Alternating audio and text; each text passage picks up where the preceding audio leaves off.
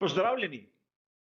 Na vrsto je prišel že 37. redni komentar v letošnjem letu. Poglejmo si skupaj, kaj se je zanimivega zgodilo v preteklih dneh.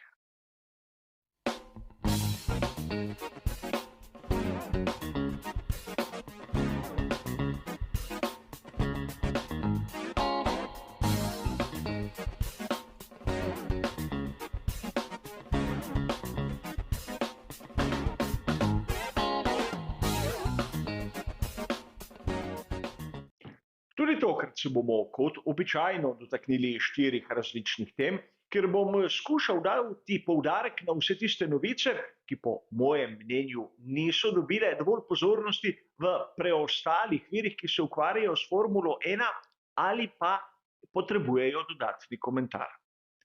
Tudi danes, ukolikor vas zanima, kaj piše v citiranih izvirnikih, imate bližnjice navedene v samem opisu. Mi pa, da ne bomo predolgi in preveč dolgočasni, je najbolje, da kar začnemo za našo prvo današnjo temo.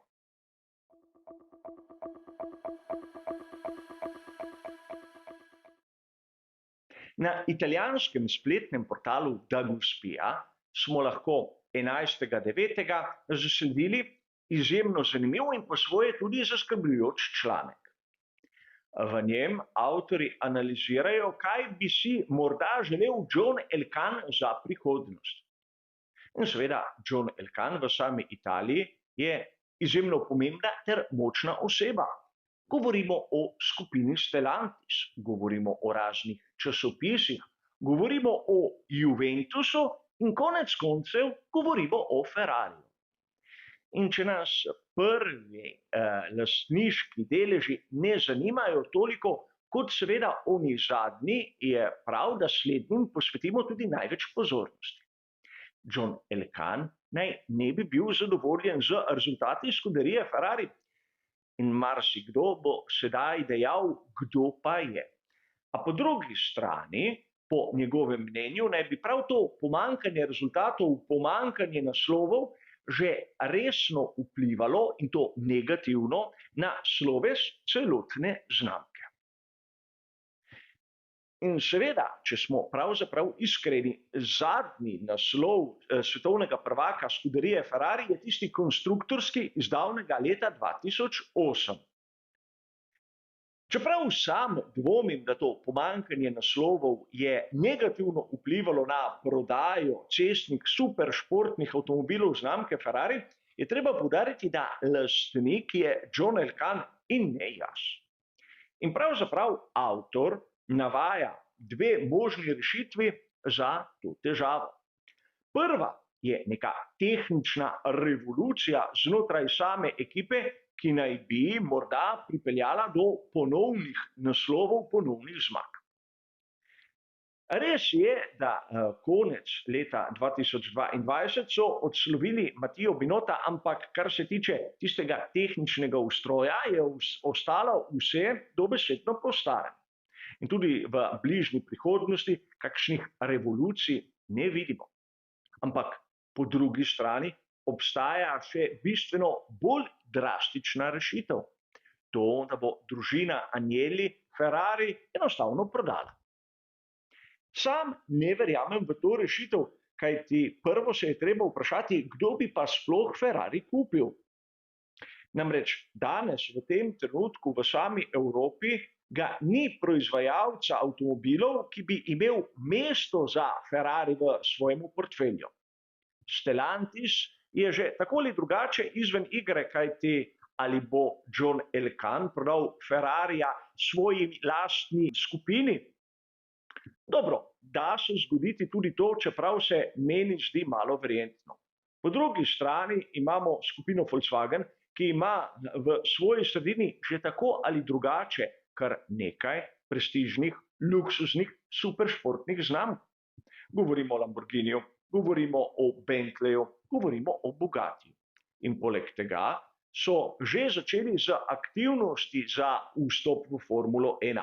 Kupili so ekipo Sauber, torej bi druga skupina, druga znamka, ki bi bila prisotna v tem športu, bila enostavno odveč. Pri Mercedes-Benzu zgodba, ki je pravzaprav podobna tisti, ki sem jo povedal pred nekaj sekundami. In tudi v Združenih državah Amerike smo videli, da obstaja interes za vstop v Formulo 1, ampak z lastnimi znamkami in ne kot nek lastnik Ferrari. Torej, če bi v tem trenutku bil Ferrari na prodaj, kdo bi ga lahko kupil? Če gledamo samo skozi prizmo nekega avtomobilskega proizvajalca, morda celo kdo iz Kitajske, ker je nekaj, kar si sam osebno niti nočem predstavljati. A v resnici smo lahko videli, da v preteklih letih so podjetja iz Kitajske kupila kar nekaj proizvajalcev v Evropi in drugih izjemno pomembnih podjetij. Naprimer, Pirelli je v resnici v kitajskih rokah. A pustimo zdaj to. 13.9. smo lahko prav tako na The Gospiji zasledili drugi članek. Tu gre za povzetek tistega, kar so napisali v blogu Top Speed Blog. In seveda situacija opisuje enaka izhodišča, ampak bistveno iz drugačnega zornega kota. Zopet John Elkann je tisti, ki je nezadovoljen, trudil naj bi se oživeti znamko Alfa Romeo, ampak v Ferrariju lahko pričakujemo do samega konca leta pravo revolucijo. Po mnenju avtorjev naj bi odšla tako vinja kot vasr, ki je komaj prišel. In seveda to prav zaradi tega, ker rezultatov ni. A vprašanje, ki se meni osebno poraja, seveda mnogi lahko odidejo, kdo bo pa prišel. Videli smo v preteklih mesecih, da na tehničnem področju je med ekipami svetovnega prvenstva Formule 1 prišlo do kar nekaj zamenjav. V McLarenu, celo v Williamsu, Alpinu. Iz Ferrarija smo samo zasledili, da so kadri odšli, da bi kdo pomemben prišel, še nisem zasledil. Če se kar tako odpusti Frederika Vassrja, ki je komaj prišel, in Benedetta Vigno, ki s Formulo 1 nima nobene blage veze, si lahko predstavljamo, da v bodoče situacija ne bo šla navzgor, ampak kvečjemu navzdol. In zavedati se moramo enega samega dejstva. Če Ferrari ne izpolnjuje marsikatere želje svojih navijačev, je predvsem zaradi napak vodstva. In seveda vodstvo oziroma lastništvo je pa tisto, ki je v rokah Johna Elkanna, tistega, ki je po mojem osebnem mnenju najbolj odgovoren za nastalo situacijo. Revolucijo, ki jo ima v mislih, bi moral, torej po mojem, začeti najprej pri sebi. A pojdimo raje k današnji drugi temi.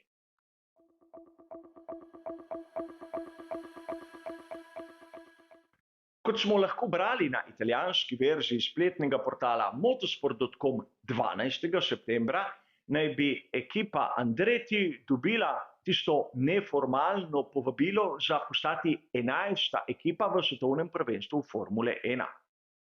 Na koncu so ostali Andretti in ekipa Hightech, ki pa naj ne bi prepričala FIA. Zakaj Hightech naj ne bi prepričal FIA, ni znano, ampak vemo iz preteklosti, da so bili izjemno povezani z družino Mazepin. A obstaja še velika zapreka. To je Formula 1 oziroma Liberty Media.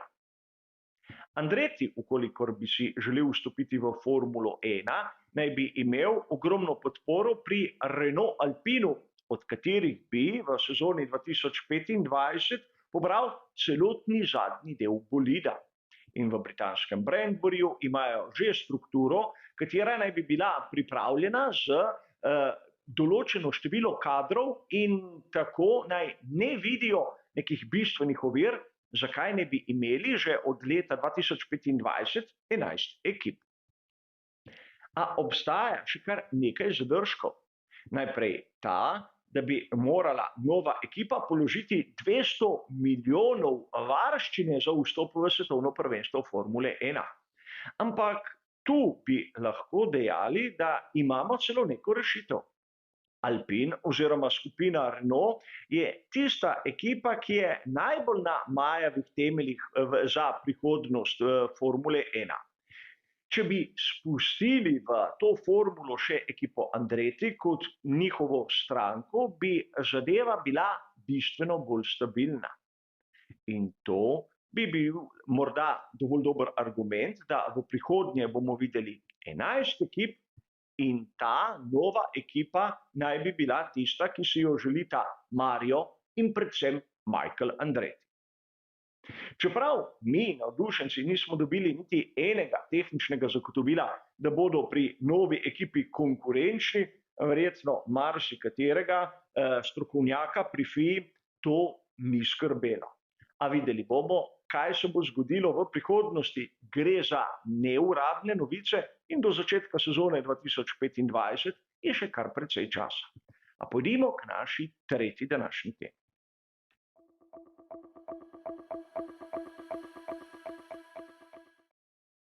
Na spletnem portalu RaceFans smo lahko 13.9. zasledili izjemno zanimivo izjavo Carlosa Sainza mlajšega. Ta je dejal, da ukolikor pri Ferrariju imajo popoln zaključek sezone, bi na koncu lahko bili drugi med konstruktorji.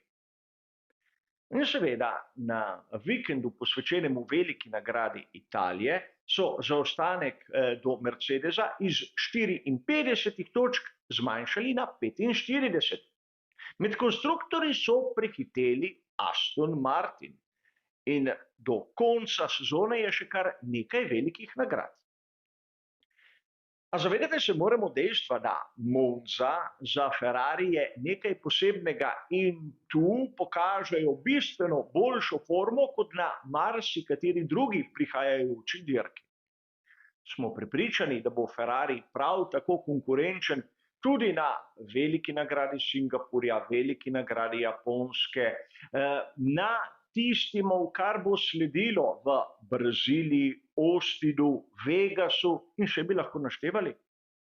Namreč sam nisem tako optimist, kot je Carlos Sainz mlajši, čeprav je le-ta dodal, da morajo imeti popolne dirke. A razumemo lahko, da pravzaprav Carlos Sainz mlajši govori tisto, o čemer smo že malce namignili v našem prvem sklopu. Namreč Ferrari mora pokazati izboljšanje forme. Ukolikor bi bili letos drugi med konstruktorji, bi lahko nekako umilili tiste slabe rezultate in potolažili Johna Elkana. In bo to uspelo, sicer sam ne vem, ampak prepričan sem, da na primer Aston Martin še dolgo časa ne bo kazal tako slabe forme, kot smo jo videli v Italiji. Že na naslednji veliki nagradi Singapurja bo na primer Fernando Alonso morda spet tako konkurenčen, kot nas je navadil oziroma razvadil v letošnji sezoni. Zato takšne izjave moramo, po mojem, jemati z rezervo in predvsem v luči tistega, kar se dogaja v zaodrju. A kaj se bo zgodilo, kot običajno, bomo videli skupaj. Pojdimo še k našem zadnjem današnjem sklopu.